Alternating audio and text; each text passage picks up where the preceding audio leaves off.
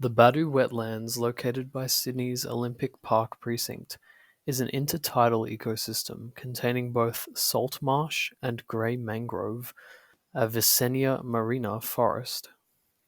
A boardwalk allows visitor access to the forest and prominently features Aboriginal Dreaming, Muru Nangamai, by Wiradjuri poet Lorna Munro in the local Darawal language. The grey mangrove dominates much of the wetland, with swamp oaks (Casuarina glauca) to be found on drier ground. The mangrove trees are specially adapted to the tidal flooding nature of their environment, growing a cable root system providing stability and radiating up to 10 meters from the tree's base.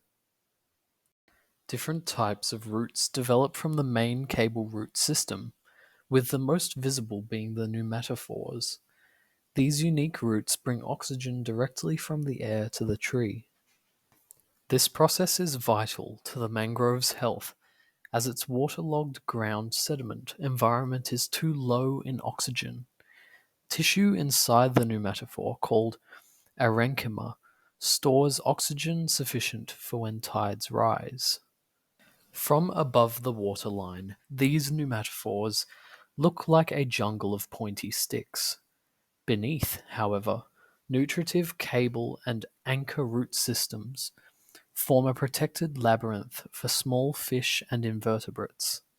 To get an idea of the biodiversity of the Badu Wetlands and broader Sydney Olympic Park Homebush Bay ecosystem supports, a 2015 article by ecologists Jennifer O'Meara and Kerry Darkovich stated that the park's native fauna include over 200 native bird species, 7 frog species, 11 bat, 16 reptile, and native fish species, and many thousands of species of invertebrates. This diversity also includes many endangered species, such as the bell frog. Using data from studies of other similar ecosystems, it becomes easier to estimate the real economic payoffs of having such a wetland in the Sydney region. These ecosystem services relate to fisheries, water filtration, tourism, and storm damage mitigation. The Badu Wetlands provide all these services and more. In 1990, the Moreton Bay mangroves were valued at $8,380 per hectare based on the number of fish caught. That's nearly $20,000 today, accounting for inflation.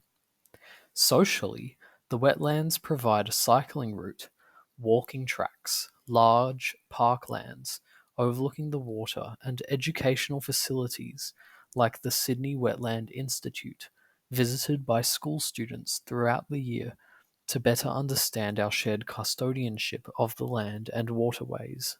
The wetlands are a welcome retreat from the business of Sydney's West, one of Australia's fastest growing areas. To the indigenous Wiradjuri peoples, the wetlands take on an even greater cultural significance. The branches of the mangrove trees tell stories of an ancient time, bound together by the leaves, the crow, weaving spider, crab, and pneumatophore lungs breathing in and out. The river is a body, home to the eel, the keeper of the river, and the old women still speak through the trees. This poetry and symbolism make clear the social sustainability impact of the Badu wetlands to Indigenous peoples. Significant human impacts on the mangroves date to European settlement in the period of 1788 to 1810, when land was cleared massively to make way for farmland and industrial use. 25% of mangroves and 70% of salt marshes were infilled with dredged sediments. During the mid 20th century, quarrying for the purpose of brickmaking was prevalent in the area, with major public works such as hospitals and schools driving demand for materials. In the lead up to the 2000 Olympic Games, major regeneration works were conducted, which have resulted in a now flourishing waterfront ecosystem.